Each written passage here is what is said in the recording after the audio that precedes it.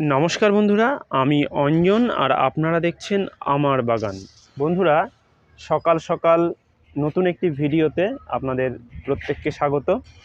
আজকে আপনাদের আমার বাগানের ডালিয়া গাছগুলোকে একটু দেখানোর চেষ্টা করব। তো বন্ধুরা, এই যে ডালিয়া গাছগুলো, এগুলো আপনারা এর আগেও দেখেছেন, ছোট অবস্থায় ছিল। এখন কিন্তু গাছে কুঁড়ি চলে এসছে, প্রত্যেকটি গাছে কুঁড়ি চলে এসছে। কুঁড়িগুলো বড় হয়েছে এবং ফুল ফোটার ঠিক আগের মুহূর্তে উপস্থিত হয়েছে। এই যে ডালিয়া ফুলটি দেখুন, এই যে পাপড়িগুলো খুব সুন্দরভাবে ফোটার জায়গায় চলে এসছে, ফুটে যাবে। আর গাছটিকে দেখুন, একদম শর্ট হাইট গাছ, অর্থাৎ কেনিয়া ভ্যারাইটির এই যে শর্ট হাইট বা হাইব্রিড যে ডালিয়াগুলো, এগুলো কিন্তু খুব শর্ট হাইট হয়, একদম শর্ট হাইট দেখুন।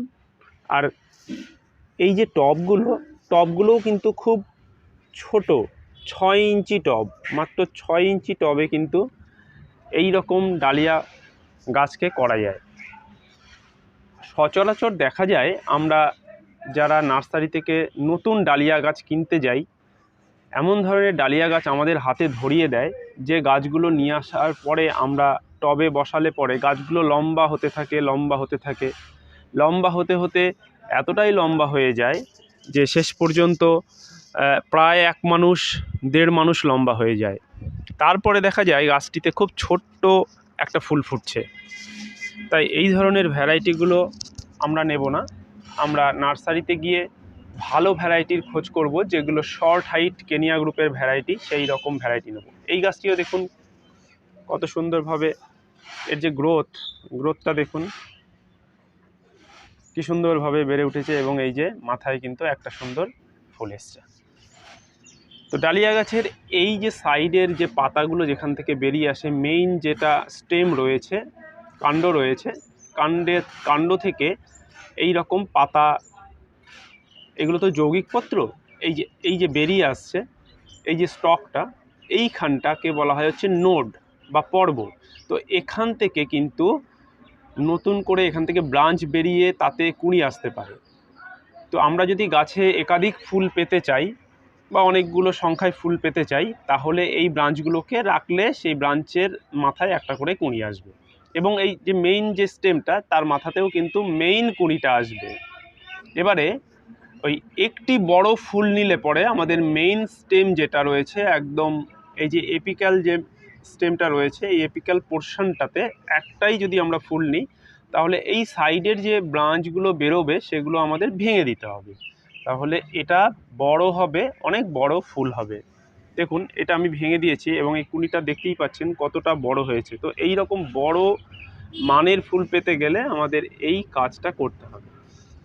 এখানে আরও গাছ রয়েছে, দেখুন এটা একটা হলুদ রঙের, এটাও কিন্তু ফোটার জায়গায় ধীরে ধীরে চলে আসছে।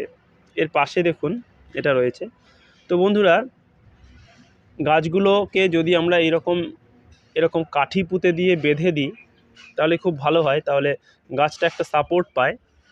তো এখানে কিছু গাছ আমি বেঁধে দিয়েছি, বিশেষ করে যখন গাছে কুঁড়ি চলে আসে, তখন এইভাবে বেঁধে দিলে পরে গাছটা একটা সাপোর্ট পায় এবং খুব ভালোভাবে গাছটা এইরকমভাবে থাকতে পারে। তো এখানে দিয়েছি। আচ্ছা, এর পাশাপাশি আরও কয়েকটি গাছকে আপনাদের সঙ্গে শেয়ার করি।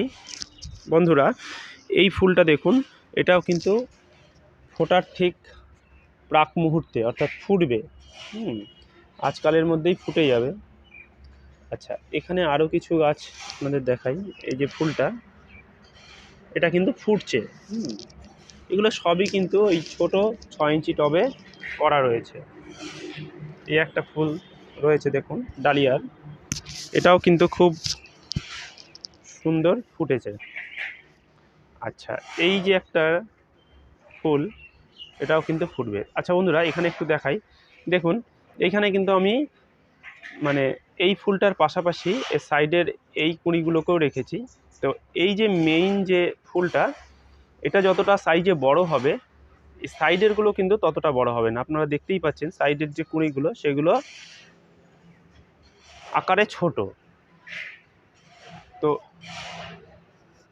এই ফুল গাছটাতে আমি বেশি সংখ্যায় ফুল নিচ্ছি, ওই জন্য এটাতে আর আমি কাটিনি। আমি এই ফুলটাও নেব, পাশের দুটো যে ছোট ছোট ফুল হবে সেটাকেও নেব।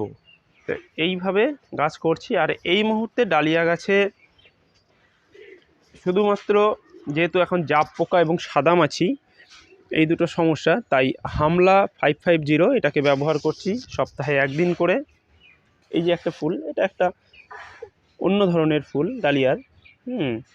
পাপড়ি সেই রকম অর্থে খুব বেশি যে পাপড়ি রয়েছে তা নয়, লাল রঙের ফুল, একদম ডিপ লাল। তো ফুটেছে, মাঝখানটাতে পাপড়ির সংখ্যা কম, কিন্তু ওভারঅল খারাপ লাগছে না, মোটামুটি ভালোই লাগছে। তো এটা ফুটে গেছে সম্পূর্ণরূপে। আর এর পাশে একটা সাদা রঙের রয়েছে, তো এটাও কিন্তু ফোটার আগের মুহূর্তে। আর এখানে কুঁড়ি কিন্তু ধীরে ধীরে ডেভেলপ হচ্ছে। তো বন্ধুরা, এই হলো ডালিয়া গাছ। সামনের বছর আবার আমাদের ডালিয়ার সিরিজ শুরু হবে, তবে এবছর একটু দেরিতে আমি শুরু করেছি, অক্টোবরে শেষের দিকে। সামনের বছর ইচ্ছা আছে সেপ্টেম্বরের একদম প্রথম দিকে শুরু করব, তাহলে পরে আমরা একদম ডিসেম্বরের শেষ নাগাদ বা জানুয়ারির প্রথমেই ফুলটা পেয়ে যাব। খুব ভালো মানের ফুল আমরা পেয়ে যাব। আর সবথেকে বড় ব্যাপার ডালিয়া গাছের ক্ষেত্রে, যেটা আমি নিজস্ব অভিজ্ঞতা থেকে বুঝলাম, সেটা হলো মাটিটা খুব সুন্দরভাবে খাবার দিয়ে তৈরি করতে হবে।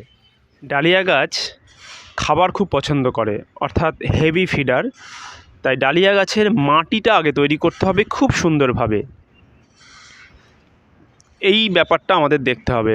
অন্তত পক্ষে 2 থেকে 3 মাস আগে আমরা মাটিটা খুব সুন্দরভাবে বিভিন্ন ধরনের খাবার মিশিয়ে তৈরি করে রাখব। মাটি থাকবে, তার সাথে থাকবে ভার্মি কম্পোস্ট, যদি আমরা পাই সেটা ভার্মি কম্পোস্ট, আর যদি গোবরের সার পাই গোবরের সার। এর পাশাপাশি শিংকুচি রয়েছে, তারপরে আপনার রয়েছে হাড়ের গুঁড়ো, নিম খোল, সর্ষের খোল, বাদাম খোল, লেদার মিল যেটা স্টেরা মিল, সমস্ত কিছু দিয়ে খুব সুন্দরভাবে মাটিটাকে তৈরি করে রাখতে হবে 2 মাস আগে। তারপরে সেই মাটিতে যদি আমরা গাছ বসাই, সেই গাছের যা চেহারা হবে এবং গাছে যা সুন্দর মানের ফুল হবে, তা দেখতে খুবই ভালো লাগবে। তাই বন্ধুরা, ভালো গাছ করতে গেলে কিন্তু আমাদের মিডিয়ার ওপরে, অর্থাৎ মাটি তৈরি করার ওপরে প্রাথমিকভাবে জোর দিতে হবে, তবেই ভালো গাছ করা যাবে। গাছ বসিয়ে দেওয়ার পরে অ্যাডিশনাল খাবার হিসাবে আমরা নানান রকম জিনিস দিই ঠিকই, কিন্তু সেটা ততটা ফলপ্রসূ হয় না যতটা আমরা মাটিতে ভালো মাটি তৈরি করে যদি গাছ বসাই। তাই আমাদের মাটি তৈরির ব্যাপারটিতে খুব জোর দিতে হবে। তো বন্ধুরা, আজ সকাল সকাল এই ডালিয়া গাছের ওপরে কিছু বিশেষ কথা আপনাদের সঙ্গে শেয়ার করলাম। ভিডিওটি ভালো লাগলে লাইক কমেন্ট শেয়ার করবেন, চ্যানেলে যদি নতুন হয়ে থাকেন সাবস্ক্রাইব করবেন। আজ আর দীর্ঘায়িত করছি না, এখানেই রাখছি। দেখা হচ্ছে পরবর্তী ভিডিওতে। ভালো থাকবেন, সুস্থ থাকবেন।